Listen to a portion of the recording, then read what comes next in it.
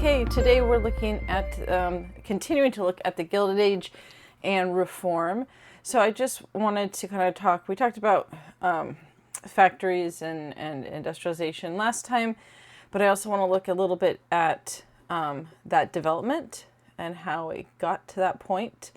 So just as a quick refresher, in the previous period in the market revolution, you had the low mills, and they kind of come about because of actually the negative reputation of factories in England. England had come and had industrialization before the United States. And in fact, the low mills was like one of the earlier espionage business, espionage or industry espionage cases. Francis Lowell went over to England and ended up taking the blueprints for the factories and brought it back and used those to create the low mills.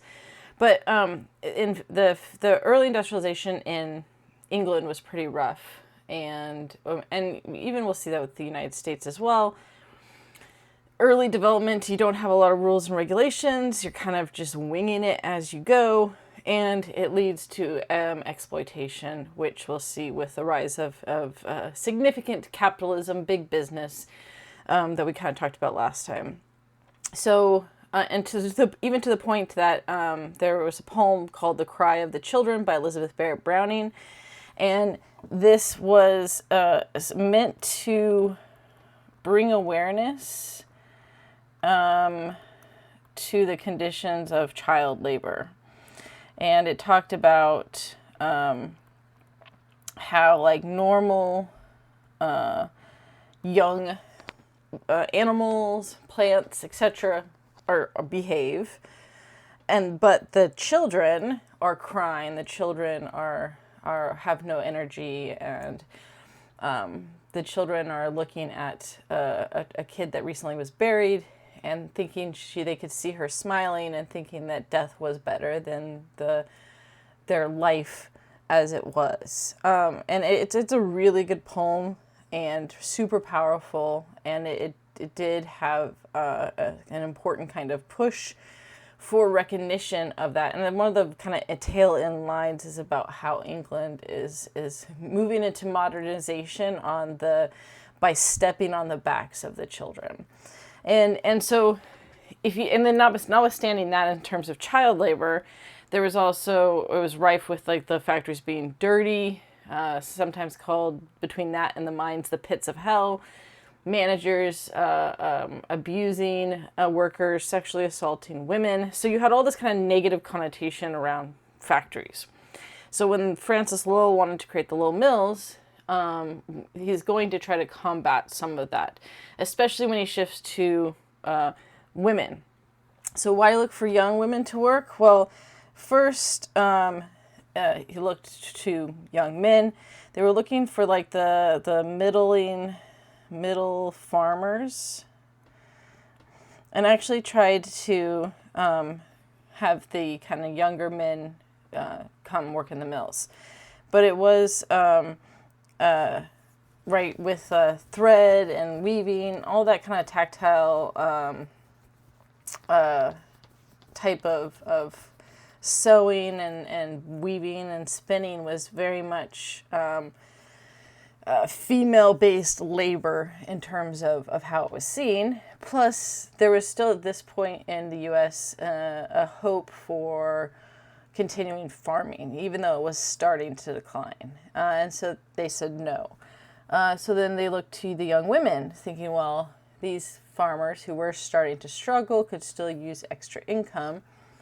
Maybe their young daughters would be interested in, like teenage daughters would be interested in doing this. So they had to combat that negative imagery of the English factories. Otherwise, no one was going to allow their daughter to go stay at these factories, because the factories at this early point were removed from the city and towns. And so they had to create their whole place to like live like factory towns, what they eventually become. They're not called that yet.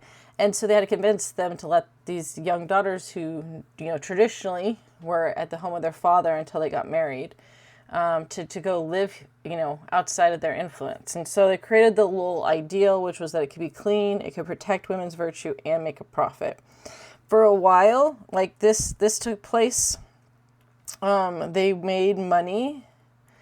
And while it was hard work and low pay, it seems like very low pay, it still was pretty good pay for the time initially. And the earlier work was not as strenuous, difficult of labor, right? It gets worse over time. And it gave women a sense of independence and also, friendship. There was lots of activities, enrichment activities and things like that. It changes, not surprisingly, because of money. Right, with working with textiles and cotton. I think I said tactile before. Textiles and cotton. The prices were kind of volatile, and as the price had started to go down, of course, ultimately, you may have the Lowell ideal, but ultimately it comes down to money and what the factories can make. So they started increasing hours.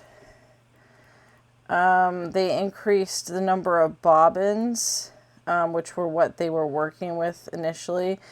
They decreased pay, right? All because of trying to make more money. A couple things happened. Some of the girls actually wrote letters and protested and petitioned for changing conditions, and they temporarily won some of that. But what ultimately becomes the realization is that if you really aren't going to keep this kind of younger women middling group, right? Because these women, not all, there were definitely some that were there because they needed the money, but a lot were there. They always could fall back on their family and go back home, or they would get married and then they were not supposed to work anymore. And so there kind of became a systematic push to remove these women because they still felt obligated to follow the Lowell ideal to a degree. And under the Lowell mills, like their housing was covered, they were given food.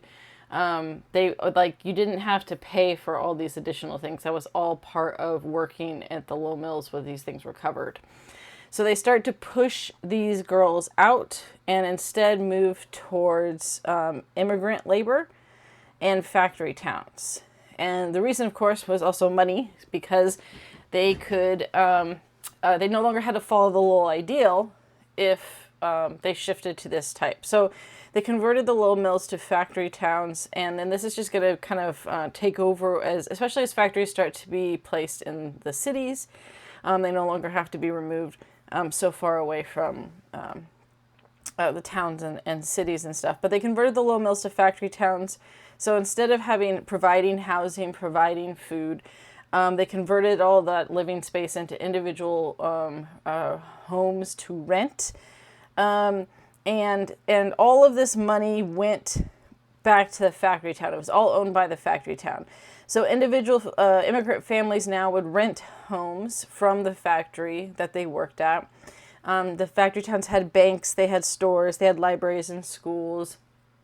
It was like its own town, all owned by the factory, right? And so these families would pay rent now for these homes, and they would have to buy at the store. The store was more expensive than if you went somewhere else, but they were the only ones that would take credit.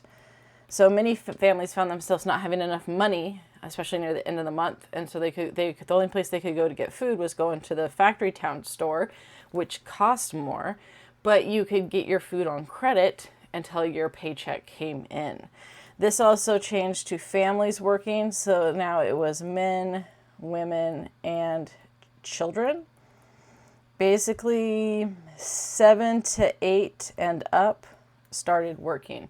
And it was necessary for survival, because now you had to pay for your rent, you had to pay for food, you had to pay for, there was a fee for like the library, there was a fee for everything, right? And all of this then set around to create a condition, which is mentioned here, of most wages went back into the factory town in a cycle that was hard to get out of, not only for the family, but for their children as well. And this is what evolves into kind of the factory situation and conditions of the Gilded Age, where we talked about both the rise of massive wealth with big businesses and corporations, but worsening conditions for the working class from comparatively to like the early little mills and market revolution as it was just starting out. And this creates like a whole different type of working class, right? So you always have had the working class. But prior to this massive shift in industry, right, farm labor was still the largest and the home, still the largest percentage. As it shifted to factories and industrialization, right, it moved away from that to now factories and industry, and specifically with wage labor, all under the control of these large businesses and factories and corporations and owners, where there was a massive increase in women and child labor due to necessity. Again, part of the reason that they shifted to immigrant labor, but it wasn't just immigrant labor, it expands to almost everyone. So that's also the change.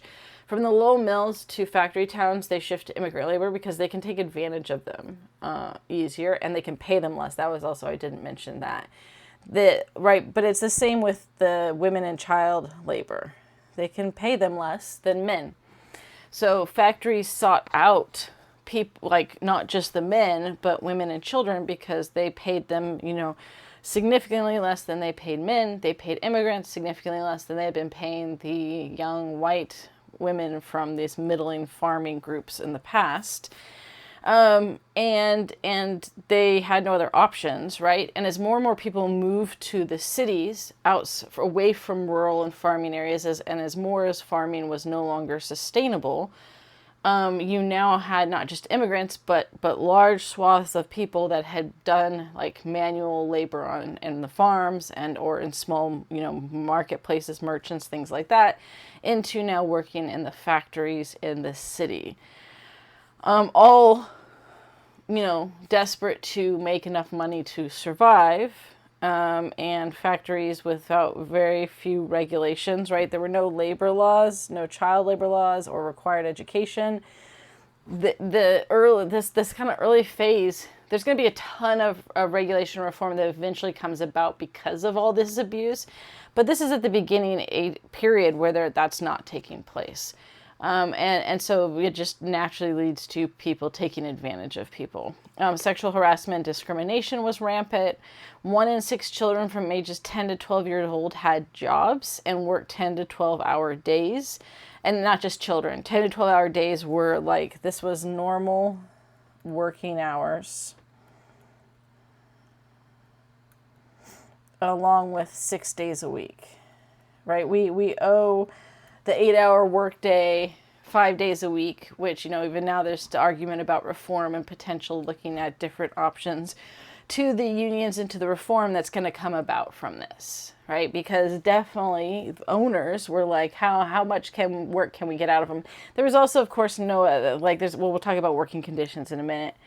All of this led to not only, of course, poor conditions and working conditions that we're going to talk about, but also poor living conditions. Oops, I did. Then have this. I'll just write it on here. But I'll erase that because I meant to delete that so I could just write on here.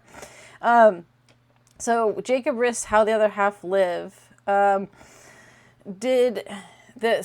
he wanted to show, because one of the things when we talked about that extreme wealth and mansions, right? Just a few blocks down the road were like the tenement houses and slums, essentially. And these were a lot of the times larger houses that were converted into apartment style living that housed way too many people, didn't often have running water, There's no major garbage systems. And this is part of the problem with the Progressive Era is going to kind of tackle. The cities grew so fast, that they didn't have the systems in place for, water, garbage. Notwithstanding, there were no parks, green spaces. There were, health standards.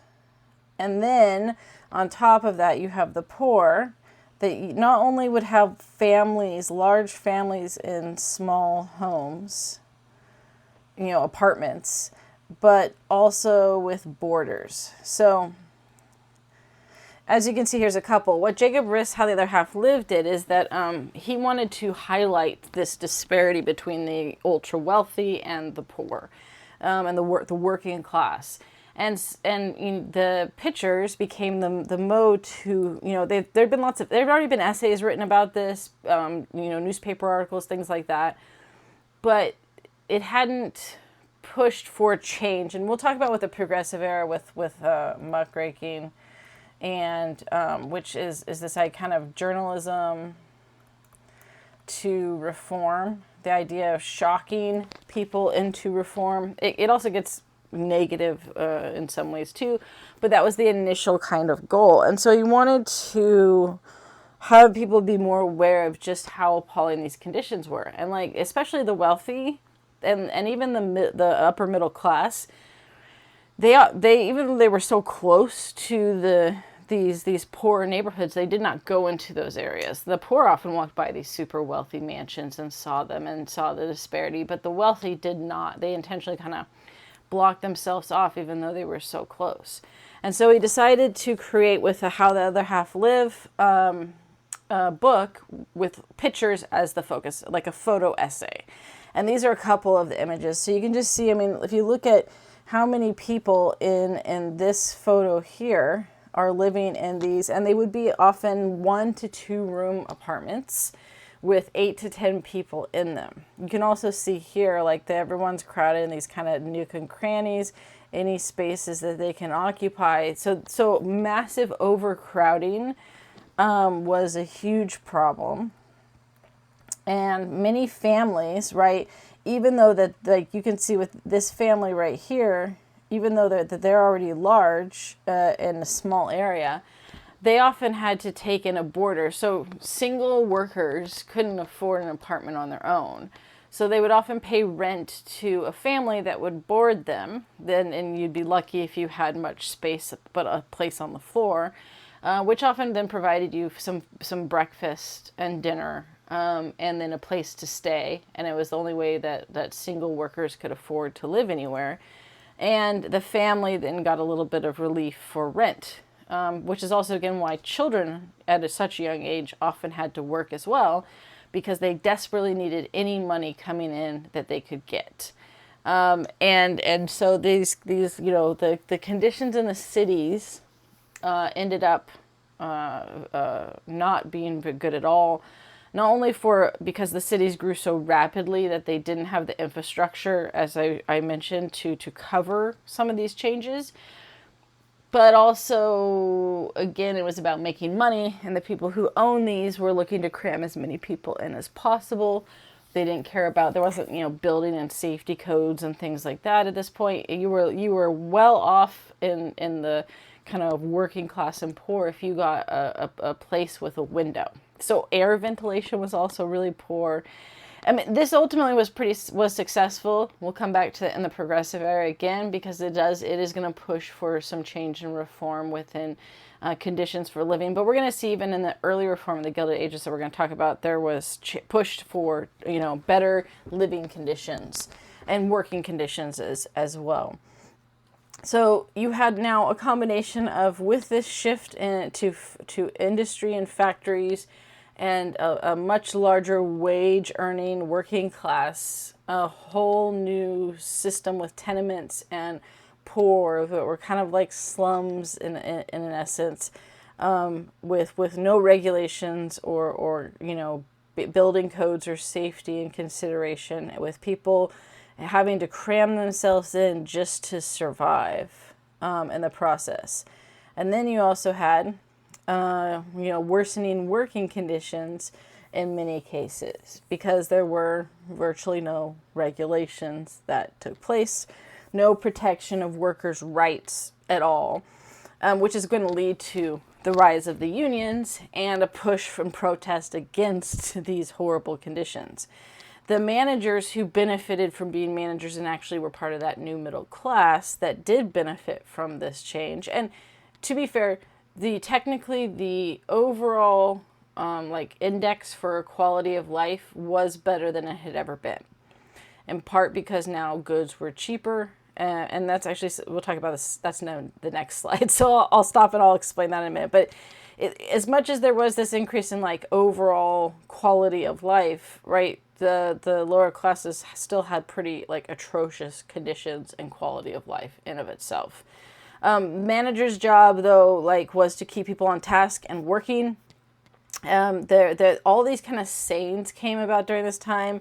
People were called minute thieves if you were dawdling, or there were signs about not changing while you were still clocked on, the importance of clocking in and out, following the bell schedule. Everything was this kind of rigid structure for no time for humanity, really. The notice, time is money. If you have time to lean, you have time to clean kind of statements, right? These signs like this were posted all over the place. Manager's job was to enforce these rules and keep people working. But again, they barely made enough to survive. The factory conditions were poor. Any of the whole idea of clean nature of the little mills was long gone. Because that was no longer something that they felt they had to follow, along with the whole family working. I mentioned having to take on boarders and stuff. Kids who were too young to work stayed at home. If there were grandparents, they would watch them. If there were no grandparents, then often kids not much older than the youngest were watching them. And there definitely were accidents and deaths from having a 7-year-old watch a toddler. It didn't always go well, but the family had very little opportunities to do anything but have any working person that was of a certain age work to survive. Thus, you had, like I said, as this picture shows, a lot of children working during this time in long hours, 10 to 12 hours, again with 6 days a week.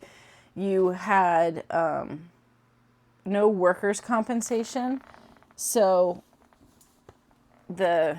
if you got injured on the job, you were kind of screwed.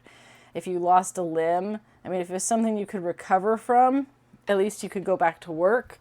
But if you lost a limb or had some kind of more permanent injury, now you had another member of the family who couldn't work anymore on top of that. So all of these things were significant problems rising during the Gilded Age alongside this massive, insane level of wealth, right? The dichotomy between this conditions of the working class and poor and living, and the conditions of the massively wealthy was just in this insane gap that took place. As I mentioned, at the same time, there was some benefits to industrialization for the society as a whole. Of course, that, like I said, the kind of better living quality is somewhat of a generalization, but there's reasons for it. One mostly being cheaper goods, right? Factories and industry mass-produced goods, right? And if you mass-produce goods, then, right, those are cheaper to purchase. You also have more options than ever before. Store-made clothing, produced food, store-bought goods, entertainment, shows, reading material. Chicago's World Fair. This also showed technology. So the Chicago's World Fair, there's a good book, Devil in the White City, which I highly recommend you read. it juxtaposes the building and preparation of Chicago for the World's Fair and trying to show off the technology and all this kind of new cool tech and electric lights. They called it the White City because they ran out of time and then just painted all the buildings white. But the other reason was they also wanted to showcase electric lights and how a city could be run by electric lights rather than gas, and how that was cleaner and a better option. And so in that sense, it was pretty impressive. But it combined with that storyline, Eric Larson, who's the author, also talks about H.H. Holmes, who's often considered one of the earliest American serial killers, who uses the fair to essentially take advantage of women that were traveling for some of the first times on their own, without male supervision, and used a hotel that he happened to just buy right on the edge of where the Chicago's World Fair was going to be. So he called it the World's Fair Hotel, and attracted a lot of people to it because of that, and definitely murdered and killed a lot of women that went to stay in the hotel. He had other things too. But so it parallels these two stories, and it's super, super interesting. But the Chicago's World Fair, I think, is a good example of all this new technology that was coming out of this period. Industry, innovation, all were flourishing. The fact that goods were now cheaper meant even lower class people could purchase. They had more purchasing power than they've ever had before, which meant that, yeah, working conditions sucked. You struggled to get by, and yet you could buy more things than any other group, in that same class could ever have purchased before, because goods were cheaper. So people could have more things. So that doesn't necessarily equate to better quality of life, but in the index of how they're rating it, that's part of the reason it's there. And then, of course, if you take in the middle class that was thriving and the extremely wealthy that were thriving, that also plays a role into it. So it's not like, the industrialization was all negative. There were benefits to industrialization, but they went along with the very exploitive and dangerous and poor conditions for the working class. So what this brings up, though, is the labor question. People did begin to ask and bring up, questions about it. It didn't go unnoticed, the disparity between the very wealthy and the poor. And asking, why does this difference exist? What is society's responsibility, or who is responsible for this? The wealthy also started focusing on cultural heritage, being patrons of the arts, plays, operas, libraries. Now, initially, this was only for the wealthy and maybe the middle class, maybe. So they didn't initially, it wasn't looking to spread that for everyone. But it's a starting point that's going to lead to saying, no, everyone should have access to these things. But there's this whole question, even just the fact that it brought up the question of, okay, we have these extremely wealthy people and wealthy people asking these questions. Andrew Carnegie, with the Gospel of Wealth, we're going to talk about in a minute. And so even social Darwinism, the social gospel, all these different things, progress and poverty, they all were trying to address, like, how do we reconcile how society has turned out, and what is our responsibility as individuals and as a society for the poor. And these weren't, these were big questions at the time, in part because of, in many ways, how people had, up until this point, traditionally seen the poor. So social Darwinism is probably the best example of this traditional view. The traditional view, well, social Darwinism first, and we'll look at then William, we'll look at specifically an excerpt on social Darwinism. But social Darwinism is taking Darwinism of survival of the fittest in evolution and nature and attaching it to society and people. and essentially saying that societal advancement and progress is based on survival of the fittest as well, which was never Darwin's connection. He did not make that. This was taken out of that context of that. But the traditional view of the poor was that the poor and the social Darwinist view is going to support this, is that the poor or destitute were that way because they were lazy or they indulged in vices, right? So the poor character, right? You either were lazy or poor in character, and that is why you were poor. If you worked hard and were not lazy and didn't indulge in vices that were destructive, then of course they ignored the wealthy who indulged in vices that were destructive. But the idea was then you wouldn't be poor. The problem with this, of course, is then basically putting people that are poor are lazy, and it's the individual's fault that they're poor, not societies, right? It's not the social structure, it's not societies and the systematic nature of how things are set up with capitalism and competition and the wealthy pitting against the poor. No, it's just the individual, right? They are poor because they are bad. Essentially, they aren't strong, they don't work hard, they're lazy, or they have all these vices and stuff like that. Consequently, if this is your view of why people are poor, it makes sense that people did not want to provide the services to the poor, because many believe that it was just a waste of money, right? Well, why would we reward, like the idea of giving money to the poor was seen as rewarding lazy and bad behavior. And this wasn't a new view. This is the old view. Okay, we're going to talk about, so there's going to be changing views with some of the reform. But this was the old traditional view of the poor, right? So they did have workhouses, but the workhouses, well, they did give them food and a place to sleep. The idea was they made them crappy.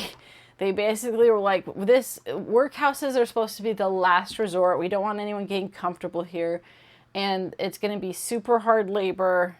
It's not going to be very good food. It's going to be food, but it's not going to be good food. It's going to be an uncomfortable place to stay, because they felt like handouts to the poor were only reinforcing that laziness, right?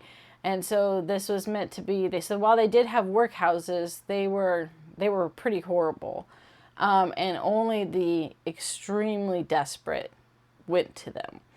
And so let's look at with one of the examples here, with William Graham Sumner on social Darwinism, and kind of see how that's reinforced with this. So one of the things with social Darwinism is that, just as Darwinism is, the connection to nature, right? And so you have right here at the beginning, man is born under the necessity of sustaining the existence he has received by an onerous struggle against nature. So this idea of the struggle against nature, and that everyone has to fight against nature, to survive, both to win what is essential to life and to ward off what is prejudicial to it. So right off the start, right, as everyone is born in the necessity of fighting against nature, and that's what's important about that, is that ultimately they're going to talk about how everyone's on equal playing ground, which is not true, but that's kind of the view. If we skip down just a little bit in this, it says the victims of them. So he's talking about increase in population and the problems with that, and ultimately the social difficulties that it creates. And it says the victims of them are those who have inherited disease and depraved appetites, or been brought up in vice and ignorance, or have themselves yielded to vice, extravagance, idleness, and imprudence. I mean, here's your list of all the things that poor people do according to them, right? In the last analysis, therefore, we come back to vice in its original and hereditary forms as the correlation of misery and poverty, right? So right there, misery and poverty takes place because of vice, and that's part of the problem, right? Is that if this is being encouraged, it does not support a better society, right? The condition for the complete and regular action of the force of competition is liberty. Liberty means the security given to each man if he employs his energies to sustain the struggle on behalf of himself and those he cares for. He shall dispose of the product exclusively as he chooses. So again, this idea that if you struggle and work hard, the freedom in society, liberty, is the ability to choose to either struggle and work hard or fall into vice. But it goes further in saying right here, right? Competition, therefore, is a law of nature. Nature is entirely neutral. So right there, again, this is trying to say everyone's on the same playing field. Nature doesn't discriminate between wealthy and poor. But of course, that completely ignores the benefit of those born into wealth versus those born into poverty and the opportunities they have. But in social Darwinism, it's the idea of everyone starts off on equal playing ground, and it's entirely based on your actions about how you come out, I suppose. She submits to him who most energetically and resolutely assails her. She grants her rewards to the fittest, and therefore without regard to other considerations of any kind. So again, reinforcing the idea that it's the fittest who are the ones who succeed, and it's nature's not picking. It's who are the fittest to take the resources and advantages that nature offers, or I guess has available, because they don't really say nature offers anything. You got to fight for it, right? And those that aren't willing to fight or can't fight are the ones that then are dragging society down. It is then there be liberty men get from her just in proportion to their work. So again, everyone is your freedom, but your status is based on your proportion of your work or work ethic. And their having and enjoying are just in proportion to their being and their doing. So again, the more you put the more you do, the more you work, the more dedicated you are, the more benefits you reap. And so then this is the idea of why social Darwinism is very much against giving to the poor. We can take from the better and give to the worse. We can deflect the penalties of those who have done ill and throw them on those who have done better. We can take the rewards from those who have done better and give them to those who have done worse. We shall thus lessen the inequalities. We shall favor the survival of the unfittest, and we shall accomplish this by destroying liberty. So in this view of social Darwinism, right, inequality is just part of nature, and you can minimize inequality, but if you minimize inequality, then you destroy liberty, because it becomes survival of the unfittest, and that ruins progress, that ruins like everything essentially. But this fits into this view of that helping the poor is a negative thing, because it again, if you're looking at social Darwinism, the idea is that by helping the poor, you're not only hurting liberty, but you're hurting progress, right? So we could say hurts liberty and progress. So of course the view, and this was one of the views that was popular that emerged. We're going to look at, the other ones we're looking at are actually trying to make things better. Social Darwinism is, no, the way to make things better is to not help the poor at all, because they're not the fittest and they don't deserve to survive, essentially, because they're lazy and have vices and things like that. That's basically social Darwinism. It eventually, I put this one up here because it starts, you have capitalist competition, but is going to influence imperialism and eugenics, which are later on. So social Darwinism doesn't go away. And it is going to come back in the quest of imperialism, and also the ideas of eugenics and things that way. But in terms of like the poor, this view was popular by some, especially of course the wealthy, that wanted to feel like, hey, no, I worked hard for my money, and they aren't working hard for their money, so they don't deserve handouts. And again, this social Darwinism, even though this was kind of emerged as one popular viewpoint during this time, this viewpoint wasn't new. again, the traditional view of the poor had already been this, that they were lazy, that they weren't working hard, and you shouldn't give handouts because it just rewarded bad behavior. So this was not it was a new name, but it wasn't a new belief system about the poor. However, there were, of course, other pushes for change and reform. Actually, before we look at Progress and Poverty in the Social Gospel, let's look at the Gospel of Wealth by Andrew Carnegie, just to point out a different perspective from someone who was extremely wealthy. And Andrew Carnegie had his issues. He became pretty popular for, I think, some of the beliefs in the Gospel of Wealth. But if you also look back at, he was very anti-union. His factories, he definitely didn't have the best working conditions. He didn't pay his workers the best. So, he still held on to some of those ideas of not giving handouts to the poor. And he's even going to say that in here. The Gospel of Wealth isn't about like giving away all your money to the lower classes. It's about enriching society and giving your money away to like the arts, to libraries, to education that would be not just for the wealthy, but for everyone. And by improving the cultural development and opportunities of society, that would then improve the lower classes as well. So that's kind of in a basic sense, a very basic sense of what he's arguing for.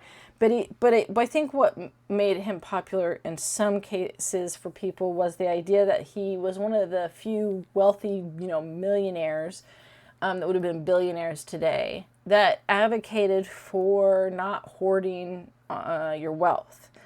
That if we skip down, right, the man who dies leaving behind many millions of available wealth, which was to administer during life, will pass away unwept, unhonored, and unsung. Of such as these, the public verdict will be then that the man who dies rich thus dies disgraced. So this viewpoint was a big shift in viewing that. Not like I worked hard for my money and I should be able to keep it and do what I want. His argument was, you should not have a lot of money left when you die, because you should have your responsibility is to the society. Now he does mention, right? Oops, where did it go? Went up. There you go. It does mention in here, right? Like he was not for giving out money to the individual, and he had some of that kind of social Darwinist views of, right, just giving money and aid to the poor isn't going to be a long-term solution that's going to help them. Actually, let's look at this, right? Neither the individual nor the race is improved by donations. So right there, he's saying, right, society is not improved. And the race, he means race of people, human beings, right? Neither the individual or the race, although in other ones he does talk about different races too. But in this case, the idea of we're not helping anyone by giving donations. Those worthy of assistance, except in rare cases, seldom require assistance. Right there. That is that old view of the poor. Right? That if we are trying to say we're only going to give it to those who are worthy, well, then they're probably ones that don't need assistance anyways, because of course they're poor because they, have vices and aren't virtuous and stuff like that. The amount with which can be wisely given by the individual for individuals is necessarily limited by his lack of knowledge of the circumstances connected with each. So he is mentioning here, like, even if you went out and searched for people who were fit into this worthy category, we don't know enough to be able to do that in a way that's beneficial. He is the only true reformer who is as careful and as anxious not to aid the unworthy as he who is to aid the worthy, and perhaps even more so, for in donations more injury is probably done by rewarding wickedness than by dismissing virtue. So again, this idea that if you just give out money to the poor, you're rewarding bad behavior, wickedness, vices, instead of virtue. So the way to do it then, so again, it's not all positive with Andrew Carnegie either here. Again, I think it's mostly this idea that he was one of the first wealthy people, crazy wealthy people, to suggest that the wealthy had a responsibility to society. And I think that is a good thing. Wealthy had a responsibility to the society. But of course, he still is holding on to these kind of traditional views of the problem with people who are poor, essentially, as they saw it. But his view was, right, that you should give your money to benefit society as a whole. And by doing that, it will eventually benefit the poor and raise up the poor as well. So he still wanted to help the poor. But if you're coming in from the viewpoint that, but individual poor people are lazy and have vices, then you have, how do you solve that? And so the gospel of wealth was the idea of, by giving away most of your money to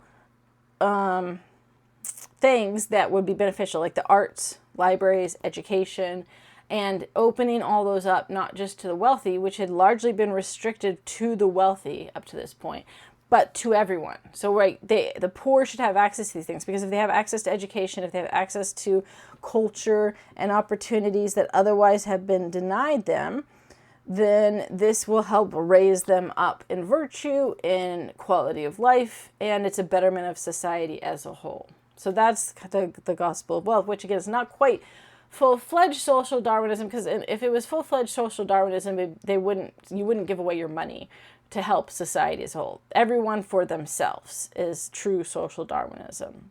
But he still is holding some of that traditional tendencies and views of the poor. Other types of reform: Progress and Poverty in the Social Gospel. Progress and Poverty by Henry George saw the issue as the wealth gap and wanted a single tax, right? So the idea that there would be a single tax that, of course, was based on a percentage of wealth. So the wealthy would pay a much higher tax than the poor. But what it would do is it prevent land speculation. He saw this specifically in economic issues connected to societal problems, but directly connected much of it to this idea that the wealthy were too wealthy, and so they needed to be taxed more, but also there needed to be a high enough tax so that they couldn't buy up all the land in urban or rural areas, which was land speculation was a common thing. If you're super wealthy, you could buy hundreds and hundreds and hundreds of acres of land and hold on to it until eventually the population moved out to that area, and then sell it for a ton of money when it was now worth a whole lot more. Or you could, there were programs to buy land, especially with westward expansion. This land speculation was very much tied to westward expansion, where they ended up selling. If you bought hundreds of acres of land, you could buy it for really cheap, right? And anyone technically could afford it at buying an acre, because it was so cheap. But there were rules that you had to buy 300 plus acres, and then that priced out most people. And then but the wealthy that could buy it would buy it, and then they would break it into smaller lots and then up the price again, right? And thus eliminating a lot of people from being able to own land. And so he wanted to get rid of that, and he felt the best way to do that was to have a tax that prevented those type of things from happening. And tackled the wealth gap between because people were very much aware and noticing that there was this massive gap between the ultra wealthy and the poor, and that a lot of the society's problems were because of this disparity between that. The social gospel was unique in that it was a Protestant movement. Religion in general, especially Protestant religion, had kind of been the view of grab yourself by the bootstraps and pull yourself up through hard work. And in fact, many with denominations, idealized hard labor as good character.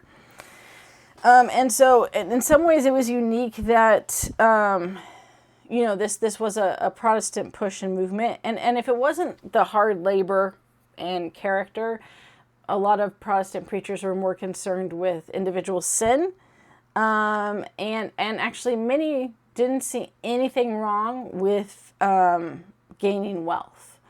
And that's still a thing in actually some denominations today. There's nothing inherently bad about gaining wealth. So initially, like Protestant Christianity and stuff wasn't big on the reform movement and stuff like this. But the social gospel kind of changed some of those ideas and saying that no, it's actually a Christian's responsibility to help the poor, which is really wasn't revolutionary. If you go back to like early Christianity, that was their whole purpose. But it had been far removed from that up to this point. And so the argument was that not only was it a Christian's duty to help the poor, but the ability to have people have spiritual development, to be good Christians, required alleviating some of these horrible conditions that people were in. And that if you had a more equalized system of wealth and power, then people would be more free to focus on their spiritual self and development, which, then goes back to kind of like individual sins and things like that. So this movement actually saw the unchecked competition of capitalism as a bad thing, and said it mocked Christian ideals and beliefs and brotherhood. And so they needed to target that and fix that. And the way to do that was they started doing a lot of outreach for the poor through missions, relief programs in urban areas, specifically trying to combat poverty, child labor, and better living conditions. They also worked with the Knights of Labor to get political reform. So we'll say political reform in order to combat some of these. And so you had these soup kitchens that emerged. And again, this is where we start to see some of these new ideas for helping the poor, completely different from that traditional view of that. And in this case was somewhat of a change from traditional Protestant views as well. Then another type of I don't know if to say reform, but reaction and response to the cities, the disparity of wealth, were a popularity in utopias. Utopias became this appealing option. Most of the utopias that kind of get written about during this time are pastoral, specifically idealizing farming and rural life, getting away from the evil city. Now, of course, it's not realistic either. Farming and rural life was also hard. It's not like that was like the food was just ready to pick and constantly available without you having to do any work. And there were actual groups of people that moved into compounds to try to create utopian societies, and they always eventually ended up collapsing and failing because people didn't want to work, or there was infighting. The utopia, by the nature of the word, is this impossible thing. But it makes sense why people would start to fantasize about this as an option and a reaction to the conditions of corporations, of city life during this time of the poor, and hope that there was some system that would be better for everyone. Bellamy wrote Looking Backward, which was about a person waking up in the year 2000, and society had drastically changed. Cooperation was now had replaced class strife and individualism. So one of the big things with this idea was that individualism was bad. Individualism was what led to people taking advantage, the poor versus the wealthy, corruption, etc., etc. there was, again, with the shift to cities and industrialization, there is an emphasis on individualism. The individual works hard and you succeed based on your individual actions. Of course, this just ignores that there was individualism before that, but it became this kind of idealized thing that everyone worked together before industrialization. With the rise in industrialization, everyone shifted to individualism, and it's this evil individualism that is somewhat responsible for the problems in society. So thus why this is targeting that. But so cooperation has replaced class strife and individualism. Inequality has been banished in this new society in the year 2000. And citizens work for years in an industrial army controlled by the Great Trust, which is supposed to be for the benefit of everyone. Of course, there's its own issues with having some kind of industrial army run by the Great Trust that everyone is required to work for, and eliminating all individualism. But these reactions were based on targeting things that they saw as the problem in society as it was, right? So it's not surprising that utopian societies came about during this time, or written about, or kind of dreamed about, with a few people actually trying it, because the hope was like, I think the way we have society structured now, it's never going to work. We need to create a new system that would work on caring about people. Right? That's that whole idea with cooperation. Caring enough about everyone to not leave people destitute and poor. And this was a very popular book that was many people read, and certainly influenced people to try to create their own utopian societies. So I wouldn't call this one so much as reform. Maybe reform in the sense of that if we could create a society like this, then these things wouldn't exist. But it almost felt more like an escape of like, okay, this system sucks, so how do we get away from it? Well, through these utopian societies where like, the other progress in poverty and the social gospel of wealth, we're trying to come up with solutions for the current, society. Utopias, we're trying to escape from those. But nonetheless, we're still reactions to that. The other group, of course, that was huge and important on reform were unions. The Knights of Labor being the largest group. At its height, they had like 800,000 members. So the Knights of Labor were super important in pushing for change. One of the things that, of course, their goal was wanting to change working conditions. They were inclusive, that they accepted everyone. There was no like, oh, you're not white or you're not a man. It was anyone was welcome to be part of the Knights of Labor. They also led to smaller branches of unions being created from the larger Knights of Labor. And they had specific goals, which the programs, right? All good goals here. 8-hour workday, public employment in hard times. Like, this is like unemployment. Now, not like unemployment is now, but that's like the idea that if you lost your job and you couldn't find a job, that there would be governmental employment that would be offered to people so that they could work, so that they weren't going to become destitute. So not quite the unemployment where like you apply for an employment and while you're looking for a job, you're getting money, from what you put in.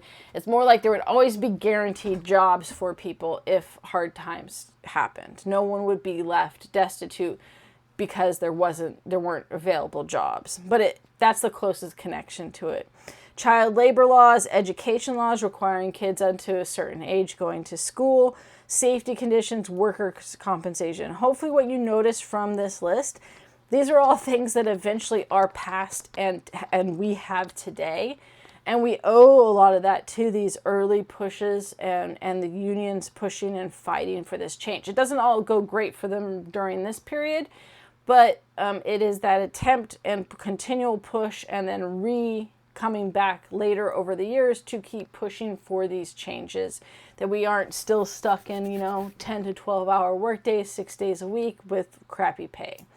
because they wanted to push for this reform and make change, right? Better pay, workers' comp for safety, those type of things. They also wanted to end private police forces, which companies would hire to end strikes and force workers back. So to give you an example of this, McCormick plant and the Haymarket affair is probably the best example of what the unions were trying to target with that. The McCormick plant cut wages, a lot of wages. And this ended up, of course, creating protest that led to a decision to strike. And so the workers started having a multiple strike, some of the largest strikes in reaction to the massive wage cuts that the McCormick plant was issuing. The company ends up bringing in strike breakers and private police, which was very common tactic of these large companies to pay private police to terrorize the strikers and the protesters back into work, including beating them up. What ends up happening is that the mayor, concerned with the public unrest of these strikes, convinces the McCormick plant to settle with the workers and agrees to hire a little bit higher wages. But it was all a trick, because instead what they're doing, while they initially settled the initial strikes, while that's happening, they purchase and buy all these machines to replace the workers. And then as soon as the machines are in place, and they paid double the money that they could have paid the workers, less than what it cost them to buy this equipment. The machines were a big, like, screw you to the workers. That fact, I mean, and this shows that corruption of these with a lack of regulations, that the McCormick plant and the owner, like, basically, like, I would rather pay double to buy these machines and put them in so I can fire all these people than save money and pay them what they're asking with the strikes, just to show that they have no power over what I do. And that's what they did. They settled initially for higher pay, which would have been cheaper if they just would have stopped there. Said, you're right, here's better pay. They would have saved money. Instead, they did that, bought these machines, installed them in, and then fired almost all of the workers that were part of the strike. And most specifically, workers that were union members. So, and this is going to be a new trend where CEOs, companies are going to start targeting union members, right? They realize, oh, the unions are causing the trouble. We'll just not hire them, right? We'll fire anyone that's in a union, and we won't hire anyone that's in a union. And it's going to be one of the biggest causes for the decline in unions during this period, because they were at the height of kind of support and power, and then kind of declined rapidly because basically the wealthy owners get together and are like, just do not hire anyone that's in a union. Make it clear that you'll pay more for people who are not part of the union. Make it clear you're not going to hire anyone that is part of the union. And also target anyone who's currently working for you in the union and try to get rid of them. So they put these machines in, pay more money than it would have cost just to pay the workers a better salary, and then fire pretty much everyone that was part of the union in the strikes. This leads to, not surprisingly, more strikes, because now they're like, wait a minute, you lied. You pretended that you were going to settle, and then you just screwed us over. So now there's a huge protest and strikes. On May 3rd of 1886, there's a massive crowd protesting this whole thing, and a bomb is thrown into the crowd. Don't know where it came from. Don't know what side. A policeman is killed from this. 4 strikers are also killed by the private police. And also it creates full-on mayhem and chaos. Police end up opening fire in the crowd, killing several people that way as well. And this eventually leads to people scattering. And the response to this is that the police end up raiding the labor union offices and arresting the union leaders. There were like 8 leaders that were arrested from these raids. And part of what they did, so I mentioned with the decline of unions, one is that they stopped hiring anyone in a union. But you also have this propaganda. From after the Haymarket Affair, the arrest of the union leaders, they brand them as radicals and troublemakers. And they start using that as propaganda. Look, the unions are just here to cause problems and make things worse for you. The strike does end up ending after the deaths and tragedy of these events, and the unions start to shut down because of this. Unfortunately for them, they don't know who threw the bomb, but the unions get blamed for it, and this is brought up as this example of like, see, they're troublemakers, they're radicals, they caused these deaths. It was somewhat brilliant propaganda in the sense of the McCormick plant, who such an ass, like to screw, just to pay double money than it would have saved you money to keep the workers on and pay them more. And just to stick it to them and screw them over because you don't like that they were trying to get better conditions and pay. You pay double that to get machines just so you can fire them after you pretend that you're going to work with them and that they think they've won something with better pay.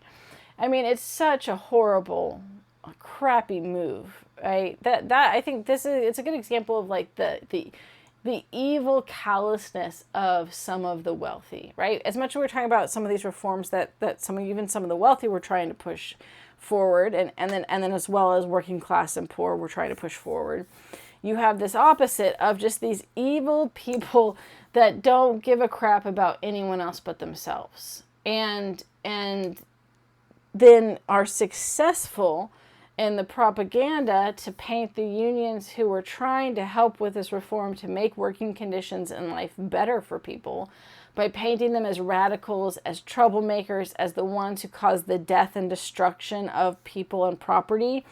All which, of course, successfully, along with refusing to hire people in unions, helps have kind of a decline in unions for a period in time. They are presented as dangerous, right, and un-American. And then you add that to, we're not going to hire you. And it's not surprising that people started, not only, some just decided not to be part of the union so they could get hired. But over time, what these companies were like, did well, is they convinced people that unions are bad. And to this day, current time, people still have negative views of unions, and there's legitimate reasons that I think you can argue for when unions don't do enough or don't help. But the goal of unions is to protect the workers, and there's definitely people who have this belief, working class people that have this belief that unions are a bad, negative thing. And where that comes from is all the way back to this period in time where that got put as the propaganda and reinforced. Now, it doesn't end the unions. There's gonna be a rise in unions again, and of course they're gonna come in and we owe a lot of the reform and current working conditions that are way better than it used to be, even if you could still use new reform now, because of unions. But what it did shift to is, while there was a decline in unions for a while, there is a shift to political parties. So while the companies may have been successful at kind of declining the unions and having people not be part of them, the power and success of the Knights of Labor for a time, the amount of connection that people did within these protests and strikes made political parties realize that they needed to include the labor question in their platforms. And in fact, there are some union members that tried to run for a while, but ultimately where you see the most change is that both sides of like the major political parties started including labor reform and the labor question in their platforms, because they realized that if they wanted to get the working people's vote, they needed to be considered in that. And so a lot of reform also took place through that, which was really, you know, kick-started because of what the unions were doing there during this time. All right, that is where we'll leave it for this time. And we'll come back, we'll look at populism and then the segregated South for future lectures.